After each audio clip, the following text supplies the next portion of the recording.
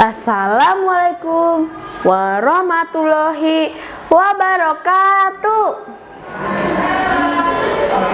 Hai semuanya, perkenalkan nama saya Abidzar Al-Ghifari Hoiri Kamil dari SDIT Al-Mastuki kelas 4. Hari ini saya akan menceritakan sebuah cerita asal mula si Tobat Gendit.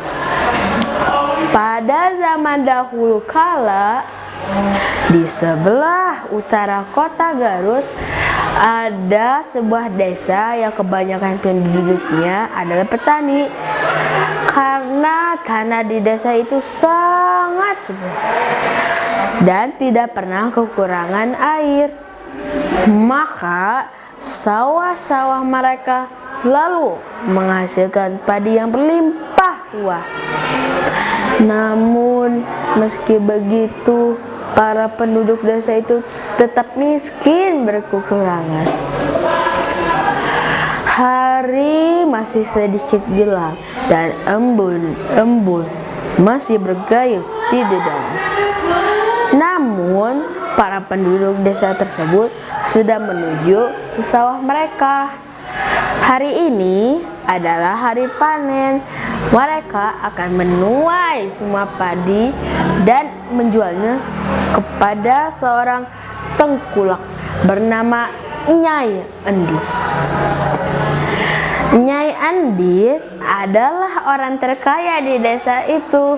Rumahnya mewah, lumbung padinya sangat luas karena harus menampung padi yang dibelinya dari seluruh petani di desa itu. Ya, seluruh petani, dan tidak dengan sukarela loh. Mereka terpaksa menjual semua hasil panen padi mereka dengan harga murah karena takut kepada centeng-centeng suruhan Nyai Endit.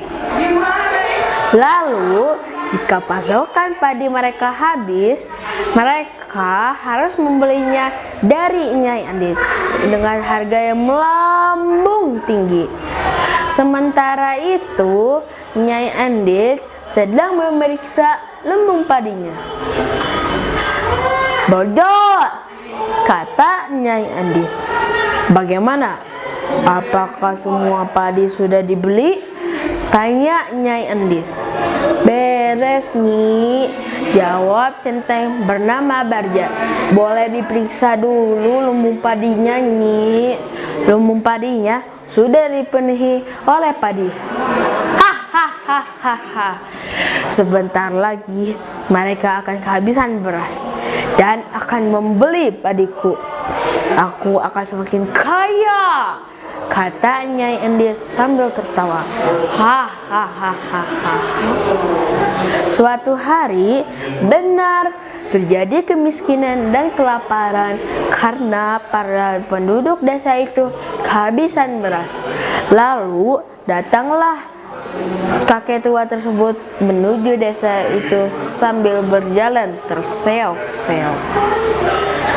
Seiring langkah kakek tua tersebut berjalan, kakek tua tersebut melihat banyak sekali anak-anak yang terbaring lemas di teras rumah mereka dan muka orang tua yang bermuram bujang.